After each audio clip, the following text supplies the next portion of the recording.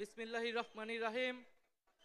উপস্থিত সংগ্রামী ছাত্র জনতা, উপস্থিত জুলাই গণ অভ্যুত্থানের শহীদ পরিবারের সদস্যবৃন্দ এবং উপস্থিত বিভিন্ন রাজনৈতিক দলের নেতৃবৃন্দ, সবাইকে সংগ্রামী সালাম এবং শুভেচ্ছা।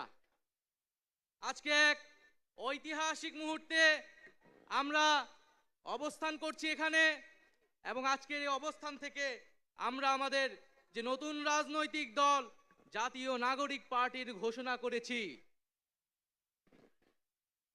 প্রিয় বন্ধুগণ, আজকের এই মঞ্চে দাঁড়িয়ে আমরা কেবল সামনের কথা বলতে চাই। আমরা পিছনের ইতিহাসকে অতিক্রম করে একটি সামনের সম্ভাবনার বাংলাদেশের স্বপ্নের কথা বলতে চাই। সেই স্বপ্নের বাস্তবায়নের লক্ষ্যেই আজকে আমরা এখানে উপস্থিত হয়েছি। জুলাই গণ অভ্যুত্থানে ছাত্র জনতার মধ্য থেকে স্লোগান উঠেছিল, তুমি কে আমি কে, বিকল্প বিকল্প।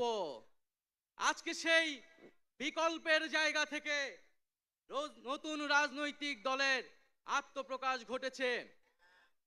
আমরা মনে করি বাংলাদেশে যে বিভাজনের রাজনীতি তৈরি করে বাংলাদেশের জনগণকে দুর্বল করে রেখে এই রাষ্ট্রকে দুর্বল করে রাখার যে ষড়যন্ত্র তৈরি হয়েছিল, সেই ষড়যন্ত্র আমরা জুলাই গণ অভ্যুত্থানে সকলের ঐক্যের মাধ্যমে ভেঙে দিয়েছি।